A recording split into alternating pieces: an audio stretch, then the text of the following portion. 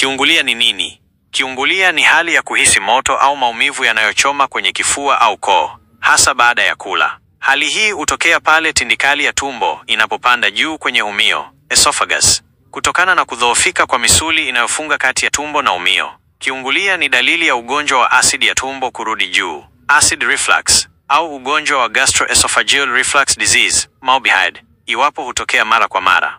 Kwa wanawake wajawazito, kiungulia ni tatizo la kawaida, hasa katika miezi ya mwisho ya ujauzito. Ingawa ni hali isiyo hatari, inaweza kuwa kero kubwa kwa mjamzito, ikimfanya ahisi usumbufu na kushindwa kula vizuri. Sababu za kiungulia kwa wajawazito. Wanawake wajawazito hupata kiungulia kwa sababu mbalimbali zinazohusiana na mabadiliko ya mwili na homoni. Sababu kuu ni hizi. 1. Mabadiliko ya homoni, progesterone.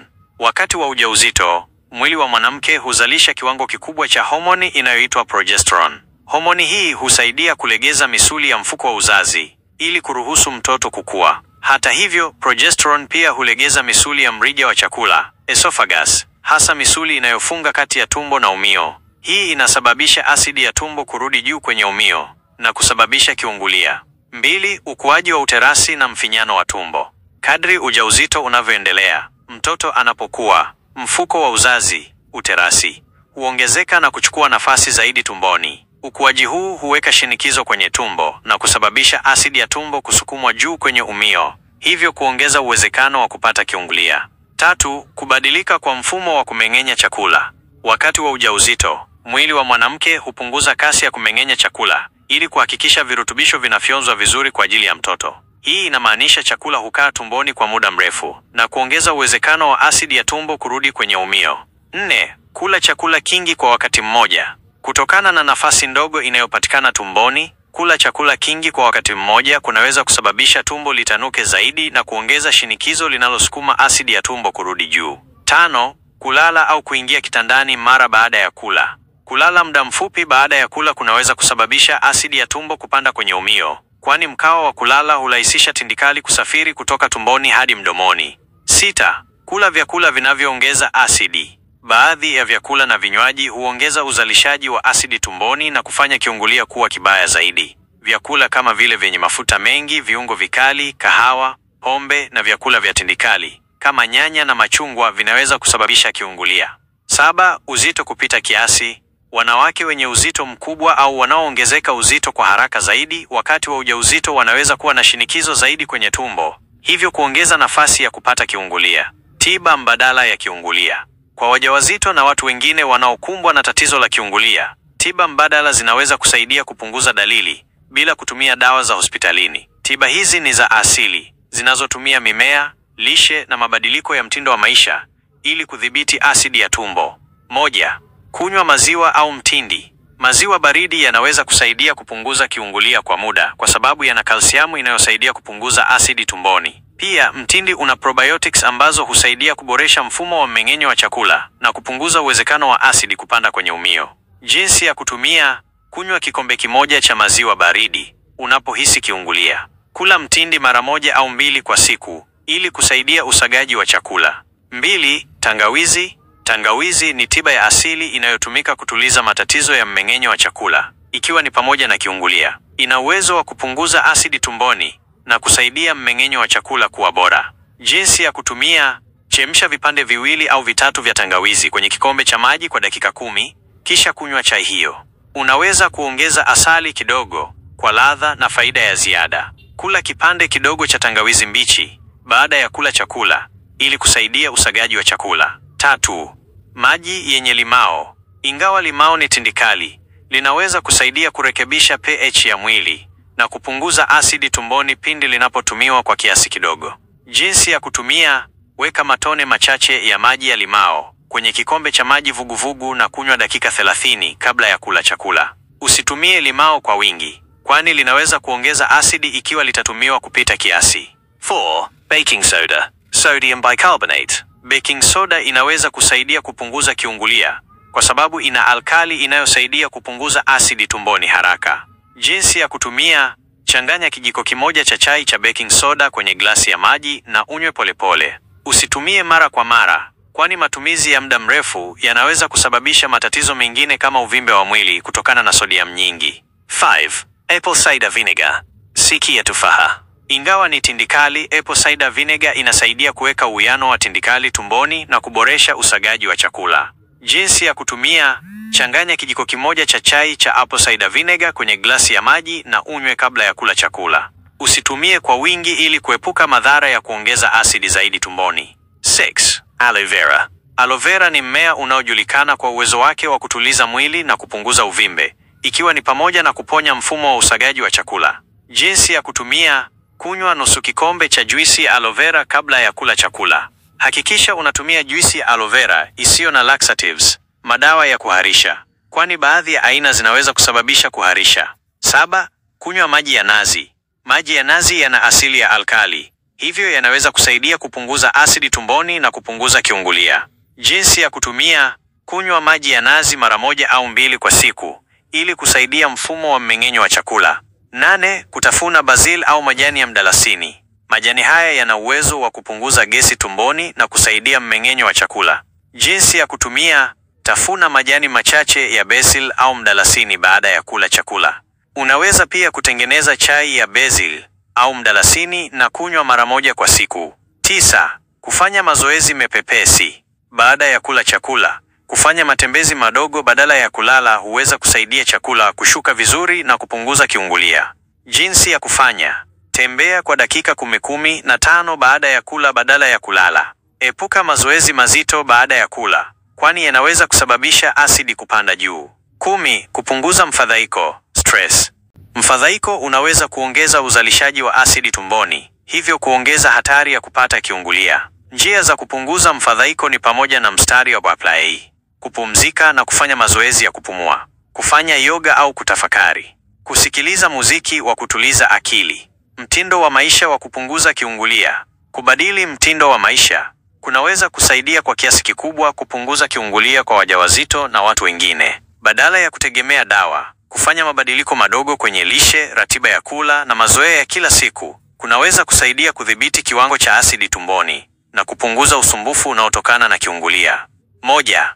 Kula kwa mpangilio sahihi. Mlo na jinsi unavyokula ni moja ya mambo muhimu katika kudhibiti kiungulia. Jinsi ya kula ili kuepuka kiungulia: kula mlo mdogo mara kwa mara badala ya kula milo mikubwa 3 kwa siku. Kula milo midogo mara 5 au 6. Hii husaidia kupunguza shinikizo tumboni na kuzuia asidi kupanda juu kwenye umio. Kula taratibu na kutafuna vizuri haraka unapokula, ndivyo tumbo linavyozalisha asidi zaidi. Tafuna chakula vizuri na kula kwa utulivu ili kusaidia mmeng'enyo wa chakula kuwa mzuri. Epuka kula usiku sana. Usile chakula kizito ndani ya saa 2 hadi 3 kabla ya kulala. Chakula kinapaswa kuwa kimekwisha mmeng'enywa ili kupunguza uwezekano wa asidi kupanda kwenye umio. Epuka kulala mara baada ya kula. Kaa wima kwa angalau saa 2 baada ya kula ili kuzuia tindikali kurudi kwenye umio. 2. Kuchagua vyakula vyenye athari chache kwenye asidi ya tumbo. Baadhi ya vyakula vinaweza kuongeza kiungulia, wakati vingine husaidia kupunguza tatizo hilo. Vyakula vya kuepuka: vyakula vya mafuta mengi kama chipsi, vyakula vya kukaanga na jibini nyingi, vyakula vyenye viungo vikali kama pilipili, siki na vitunguu, vyakula vya tindikali kama nyanya, machungwa, ndimu na matunda yenye uchachu mwingi, vinywaji vyenye kafein kama kahawa, chai kali na soda za kola, pombe na sigara kwa wale wanaovuta. Chokoleti ina kafein na inaweza kulegeza misuli inayozuia asidi kupanda kwenye umio. Vyakula vinavyosaidia kupunguza kiungulia: maziwa baridi na mtindi husaidia kupunguza asidi tumboni. Ndizi ina alkali inayosaidia kusawazisha tindikali tumboni. Viazi vya kuchemsha au kuoka ni chakula chepesi kinachosaidia kupunguza kiungulia. Uji wa nafaka, oats, husaidia kunyonya tindikali tumboni. Mboga za majani kama spinachi, kabeji na brokoli hazina asidi na husaidia mmeng'enyo wa chakula. Maji ya nazi husaidia kuweka uwiano mzuri wa tindikali tumboni. 3. Kuepuka mavazi yanayobana tumboni. Nguo zinazobana sana kwenye tumbo zinaweza kusababisha shinikizo zaidi, ambalo linaweza kusababisha asidi ya tumbo kupanda kwenye umio. Inashauriwa kuvaa mavazi yaliyolegea ili kupunguza msukumo tumboni. 4. Kupunguza mfadhaiko na msongo wa mawazo. Mfadhaiko unaweza kuongeza uzalishaji wa asidi tumboni, hivyo kuongeza uwezekano wa kupata kiungulia. Njia bora za kupunguza mfadhaiko ni pamoja na mstari wa kufanya mazoezi ya kupumua kwa utulivu, kujihusisha na shughuli za kutuliza akili kama yoga na kutafakari meditation, kusikiliza muziki wa kupumzisha, kujiepusha na mawazo yanayoweza kuongeza mfadhaiko. 5. Kufanya mazoezi kwa utaratibu. Mazoezi husaidia kuboresha mfumo wa mmeng'enyo wa chakula na kupunguza shinikizo tumboni. Hata hivyo, mazoezi mazito yanaweza kuongeza shinikizo na kusababisha kiungulia. Mazoezi yanayoshauriwa ni kama mstari wa kutembea kwa dakika 15-30 baada ya kula, kufanya mazoezi mepesi kama yoga au kunyoosha mwili, kuepuka kuruka sana au kufanya mazoezi makali mara baada ya kula. 6. Kulala kwa mtindo sahihi. Njia unayolala inaweza kusaidia kupunguza au kuongeza kiungulia. Tumia mto mrefu kuinua kichwa. Kulala kwenye mto wa kuinua kichwa juu kidogo husaidia kuzuia asidi kurudi kwenye umio. Lala kwa ubavu wa kushoto. Tafiti zinaonyesha kuwa kulala kwa upande wa kushoto husaidia kuzuia asidi kurudi kwenye umio, kwa sababu mfumo wa mmeng'enyo wa chakula unafanya kazi vizuri zaidi katika mkao huo. 7. Kunywa maji ya kutosha. Kunywa maji mara kwa mara husaidia kusafisha umio na kuondoa asidi iliyopanda juu. Kunywa glasi moja ya maji asubuhi kabla ya kula. Epuka kunywa maji mengi sana kwa wakati mmoja. Badala yake kunywa kidogo kidogo siku nzima. Kunywa maji yenye joto la wastani badala ya maji baridi sana au ya moto. 8. Kuepuka uvutaji wa sigara na pombe. Sigara na pombe vinaweza kulegeza misuli inayozuia asidi kupanda kwenye umio, hivyo kuongeza tatizo la kiungulia. Kuacha au kupunguza matumizi ya vileo kunaweza kusaidia kudhibiti tatizo la asidi ya tumbo.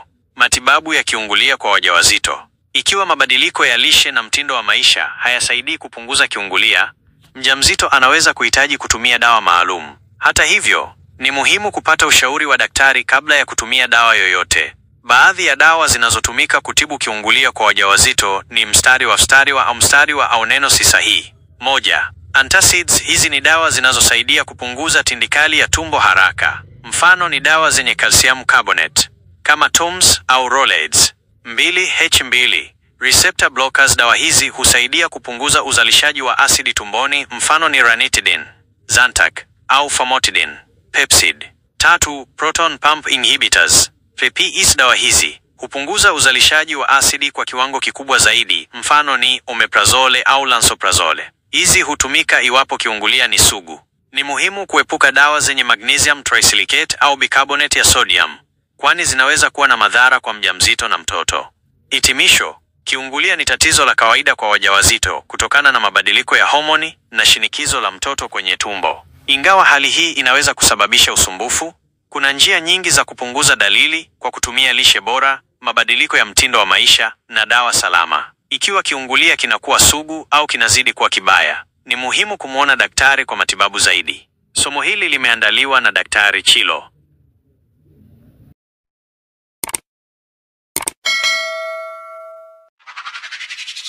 Afya Update.